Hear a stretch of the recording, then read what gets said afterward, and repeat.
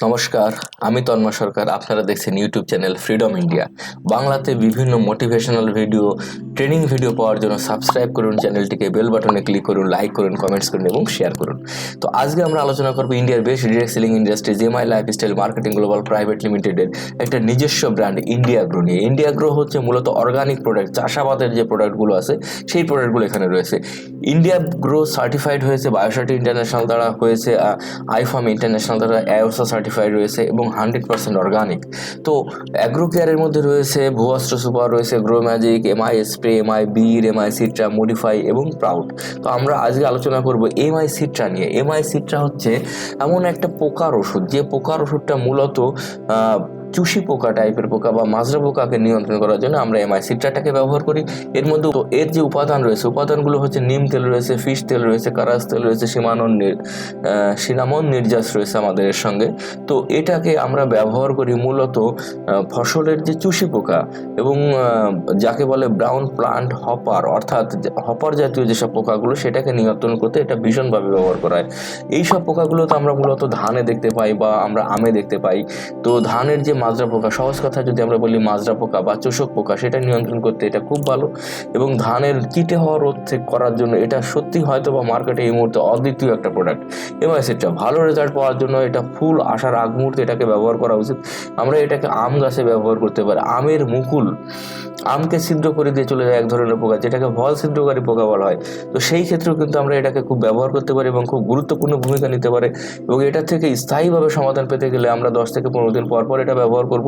এ বাদেও আমরা কিন্তু এটা চা বাগানে ব্যবহার করতে পারি। চা বাগানে এক ধরনের পোকা আছে যেটা টি মসকিউটো বাগ বলে, সেই পোকাটা নিয়ন্ত্রণ করার জন্য আমরা এটাকে ব্যবহার করতে পারি। খুবই গুরুত্বপূর্ণ ভূমিকা নেয় যে টি মসকিউটো বাগকে নিয়ন্ত্রণ করার জন্য।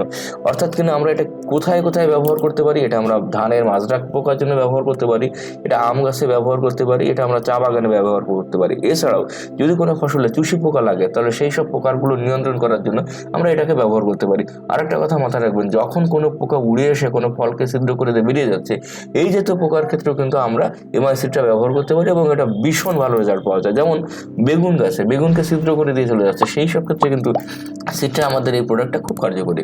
এটা কাজের ধরনটা কেমনভাবে, এটা সম্পূর্ণ জৈব। এটা কিন্তু কোনো বিষ নয় যে এটা খেলেই পোকা মারা যাবে, না বন্ধুরা, এটা বিষ নয়। এটা খেলে পোকা কখনো মারা যাবে না। এটা যখন আমরা স্প্রে করব ফসলে তখন কিন্তু পোকাকে আমরা দেখতে পাবো, কিন্তু সেটার জন্য আমাদের ঘাবড়ে যাওয়ার দরকার নেই। এটা কি হয়, রেজিস্ট্যান্স চেইন ব্লকার তৈরি করে। এই যে সিস্টেমটা, এটাকে রেজিস্ট্যান্স চেইন ব্লকার বলে।